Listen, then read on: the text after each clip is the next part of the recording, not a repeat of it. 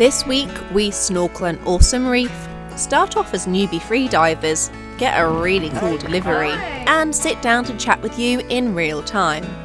But first, time for a fresh start and a new anchorage. We're off. We are leaving this anchorage. We've been here, we don't know how long, it feels like a year, whilst dealing with everything that was probably covered in last episode. It's time to move on. Somewhere without sad memories, somewhere with good snorkeling. So we're only going to motor, there's no wind anyway, about 30 minutes that way to an anchorage opposite Pigeon Island, which apparently has some of the best snorkeling and wildlife, and we can get food delivery to the boat as well, which is nice. So yeah, time for a bit of healing, happy days, hopefully lots of turtles. So we're off. We're off. Leaving this sad, it's nice. It's a nice anchorage, we just need a fresh start. Behind, gonna pass this, we're gonna spy its flag and see if it is UK. It looks like a research vessel to me. I'd have thought, I don't know, it's weird. That's coming up ahead. I'm gonna turn to starboard, motor for 2 miles, and re-anchor. It's weird doing these really short hops now in the Caribbean. Not on a night sail in ages. Shouldn't complain, but don't want things to get like a bit nervy before we do them next, so.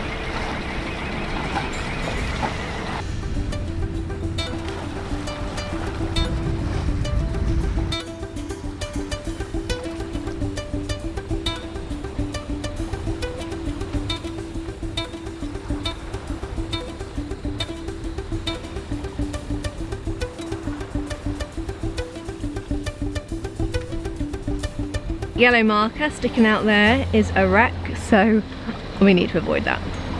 That would signify, oh there we go, it would signify it's a dangerous wreck.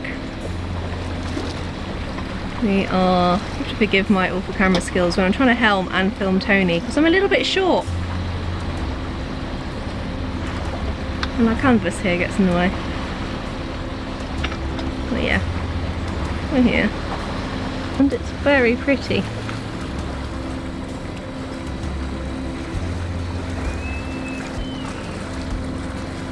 How much anchor chain you put down? 35 metres. 35, awesome. What is the depth here? We are in, we've got 6.3 beneath the keel, so 8.3 total. So we are just waiting for the light breeze and swell to pull us tight on our anchor chain. It's swinging us around at the moment. Then we'll reverse on it to check that it's holding. And then we can relax. This is nice. Anchor set, we revved up to 1400 revs, ignore the beeping in the background, and it held. So we're here. That was probably the easiest trip between anchorages we have ever had, which is nice.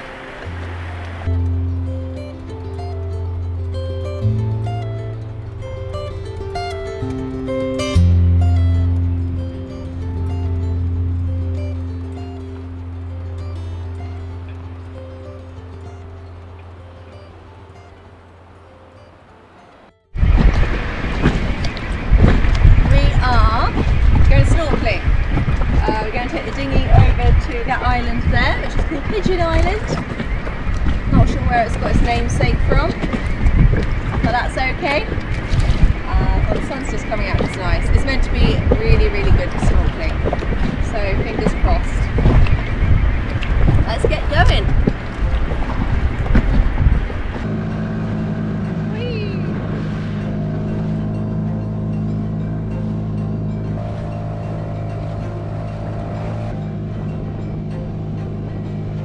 We're here.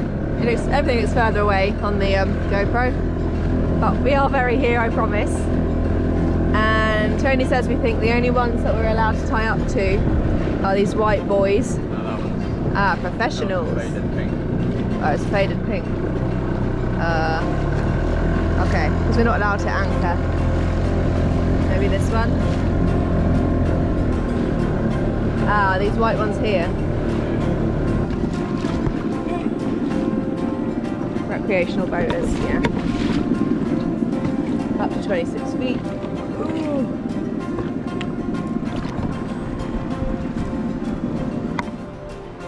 Carabiner on. All good. Clear water, even better. I'd have liked a bit of sun, but that's not happening today. But here's my sun. Not like that. I mean like the sun of my life. The light of my life. Not... I'm gonna stop. I'm gonna stop. Let's go.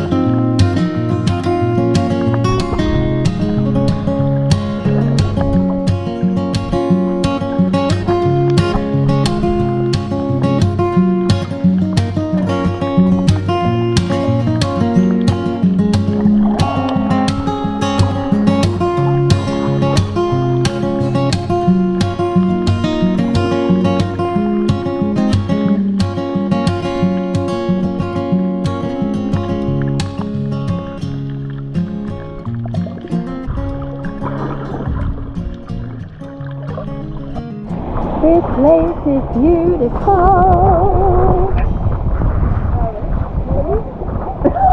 Silence. I'm not meant to sing in front of people. It is though, isn't it, Tony? No, it is really nice. You're a shadow of beautiful water. Yeah, it's a really good reef. Saw quite a few fish and there's lots of reef. Round two.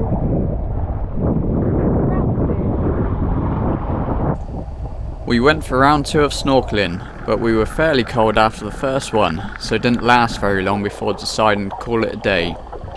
It is an incredibly beautiful island, and the amount of incredible marine life everywhere sure could make a person not realise when hypothermia is kicking in. That was amazing. Cold, water's cold, but amazing.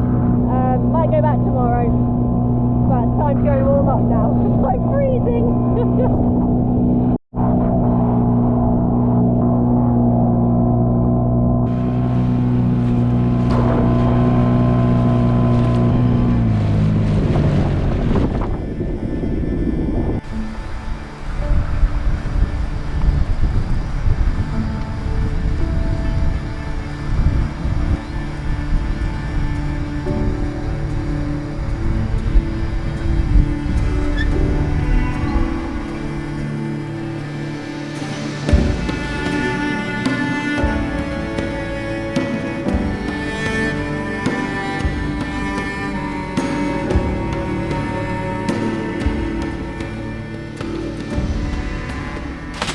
What are you hiding, Tony, and what are you looking for? Currently digging out some long fins for briny. There we go. Thank you. We are going back to Pigeon Island, where we went yesterday, which was great snorkeling, but trying a bit more of the free diving. Free diving is diving on apnea, meaning holding your breath rather than having oxygen apparatus. It has a long ancient history, including in ancient Greece, with both Plato and Homer mentioning in their works diving for sponges to be used for bathing. The Mediterranean historically had free divers to salvage the most valuable pieces of maritime trade wrecks that had sunk, particularly in its fierce winter storms. And not to forget the pearl bed divers all around the Philippines. And you may have guessed why we want to do it, as has been done for millennia around the world. Spearfishing. So I've not worn my big freediving fins since Ibiza, because then I hurt my foot. A box fell on it. You might remember that bit. So I've done some snorkeling and a little bit of diving practice with the shorter fins, and I'm going to see how I get on with these today. And Tony has hooked out the weights, haven't you? I have.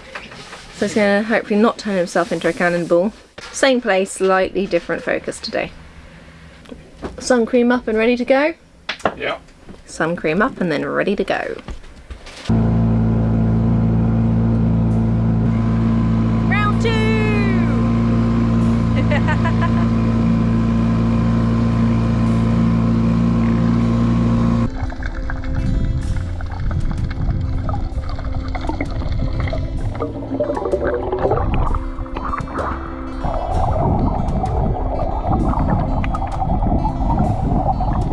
We both jumped in and got comfortable with the water, and obviously getting distracted by the local marine life.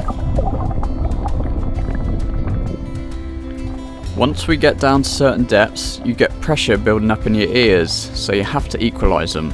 It's the same thing for scuba diving, but once you get used to the feeling, it's a fairly simple thing to do. But you should always stop if it's painful.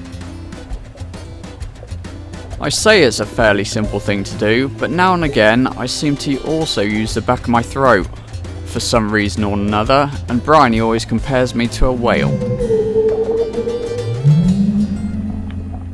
Whilst Tony is busy calling to the whales and the dolphins, it turns out I'm the one who needed the weights. For someone my size and shape, I'm very buoyant and can't take a full inhalation if I want to dive down. I kick so hard that my fins fly off. I'm not 100% sure why, but I think it's a mix of flared ribs, strong diaphragmatic control, and belly breathing technique increasing my lung capacity compared to the rest of my body volume. You might notice I have to fight hard with my arms to keep down once horizontal to the seabed, which uses up a lot of my oxygen and cuts down my dive time. Admittedly, my finning technique also needs a little work, as Tony's just pointed out to me.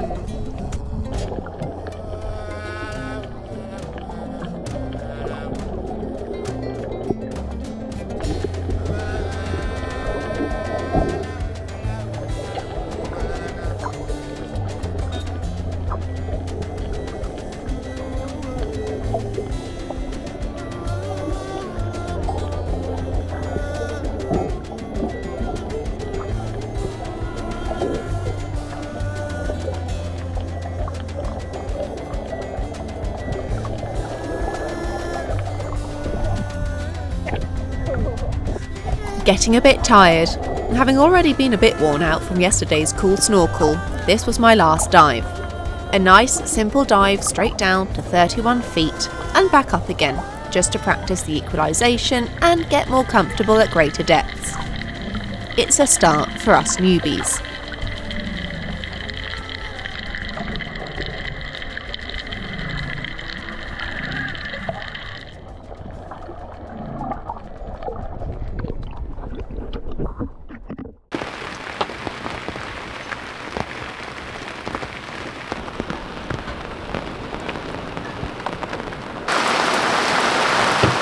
It's a good day to order food to the boat.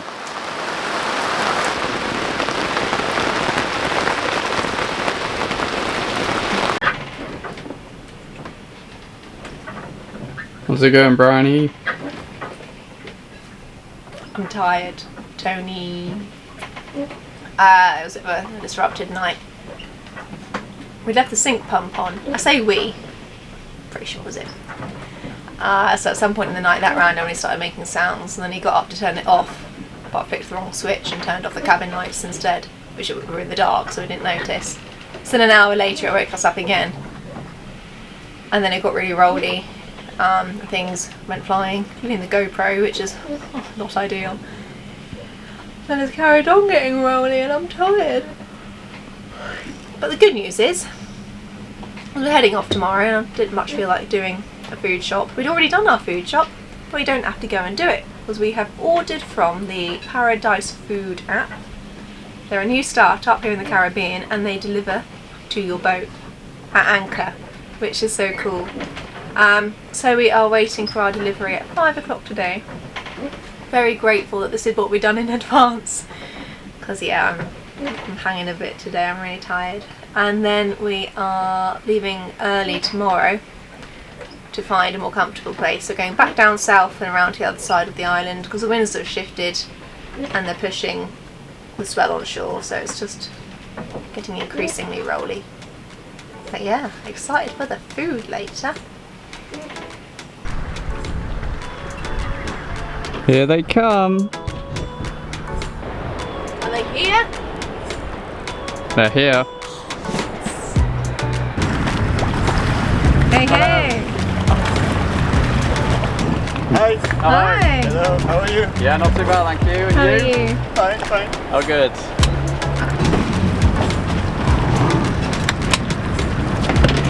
Hello, how are you? Right. Ok.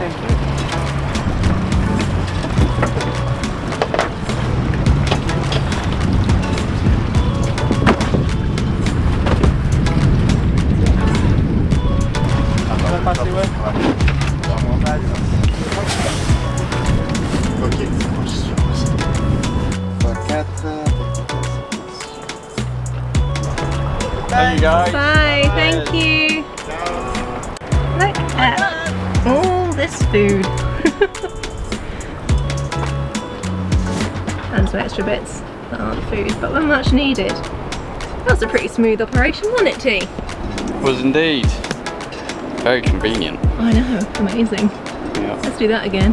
Yeah. Fresh fruit hanging in the hammocks, it's time for you to make yourselves a cuppa or grab a tipple because we're about to have a chinwag with you all. We'll see you there in a second.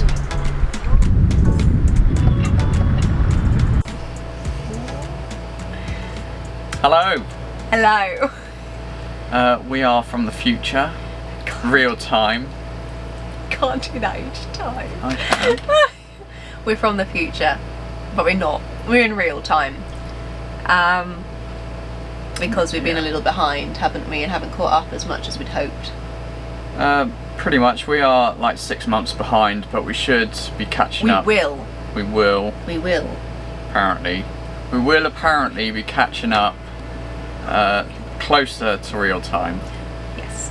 I just kind of wanted to say hello now, because we've had some people that have been with us from the start, which is awesome, but also a whole load of new subscribers who've mostly, I think, from the Atlantic Crossing episode. Yeah, that did quite well. That took off a little more than we'd expected from our little channel. So welcome aboard to anyone who is new here. I want to say thank you to all the people that have messaged kindly on the last episode. It was much appreciated. Yeah. And yeah, it was a bit of a tough one to put together in voiceover, wasn't it? It was, yeah, a little bit of a tough time, that, and reliving it more for you, I think. Yeah. I am the one who edits them, so are. it's not quite as easy sometimes. Yeah, but yeah, no, everyone was really supportive and that outpouring means a lot. John passing away, pull it together, Bryony, was one of the reasons we haven't caught up as much as we'd intended whilst in the Caribbean, because we didn't want to get to that episode too early when everyone was still in a lot of shock and kind of those early stages of grief, and then also not when it was getting too close to what should have been his and Navidad's wedding day. So now that we are past that episode, we can very confidently say we will be catching up a bit for two reasons. The first being we were in the UK for 6 weeks, Tony. yes, we were in the UK for 6 weeks. We didn't video ourselves. We We did pick up the camera, but it was more for a wedding that we videoed than anything else. And that was pretty much it. That was it, I think, yeah. So we're obviously not going to be showing that on our YouTube channel, as lovely as it was. So yeah, we've not filmed for 6 weeks. So that's an automatic 6 weeks. When we get to that point, that's just gonna catch up. Yeah, we are also in the boatyard right now, and I don't think we're going to do many episodes in the boatyard. I hope not. I'm hoping we can compress that, because it's Marmite, isn't it? Boatyard videos. Some people love them, some people really hate them. So we will do a few. We've got so much exciting stuff. Yes, but we we'll are compress it. Yeah, we're doing quite a bit on the boat. Well, I say quite a bit. There's a lot of work that needs doing in certain areas. And some upgrades. And upgrades. I'm very excited for. Yes. But yeah, even before we get to that point, we have had periods of time on board where we've just not done that much filming. Partly because I've not been very well, had I really? Yeah. One of the reasons as well that was good to go home, I had more blood tests, some genetic tests, x-rays, ultrasound scans, because after getting to the Caribbean my fingers swelled up, my joints became painful, I really struggled with fatigue. You may notice that I wasn't wearing my rings for a good while, and it wasn't because I did a Tony and threw mine overboard. Was it Tony? No, it was not. But yeah, my fingers were dactylitis, so like sausages at times. So yeah, I went home. I was diagnosed with an autoimmune condition, so reactive arthritis, on top of already having a connective tissue disorder or hypermobility syndrome. And there were just times I felt really not well and would lay on the sofa here for like 10 days at a time. So we didn't do much filming then. No, we didn't. So we know we'll catch up, just because there's been some less filming, and for 6 weeks no filming. So yeah, it's been a good reset for us, really. Yeah. And then well, we're getting straight back to it, into the boatyard. Bryony's doing a lot of editing. She was doing a lot of editing when we're back home. Yeah, I need to cut down my editing time somehow. I like editing, but it's not a very fast process, is it? No. No. So, but we'll do that. And yeah, just so much to jump back into. It's hot here, and we are very deconditioned to the heat. We are. We have aircon running in here because it was over 37 degrees when we got back on the boat. It was like an oven. It was. We just broke out in sweat instantly. So at least we've got the aircon. But yeah, we just wanted to say hi and catch up and reassure everyone that we will be catching up on the YouTube as well now. And just say thank you, because it's been a bit of a journey so far, not one that we really anticipated it being in a whole host of ways. We just thought this was going to be a little diary probably for us to look back on when old and even more decrepit. Not that you're decrepit. Not yet. Or old. Not yet. Not yet. So yeah, we've got a really cool sail coming up next episode with a bang. A literal bang. I need to refresh my memory on what that is. Bryony's done the editing. I've not even started this one yet, really. Oh. Anyway, there's a literal bang. Tony will remember when we get Oh yes, no, I remember. So yeah, we will see you there, because it's going to be a fun one.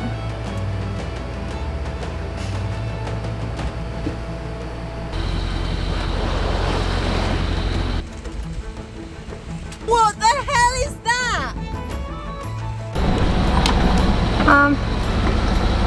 Our Starlink just exploded.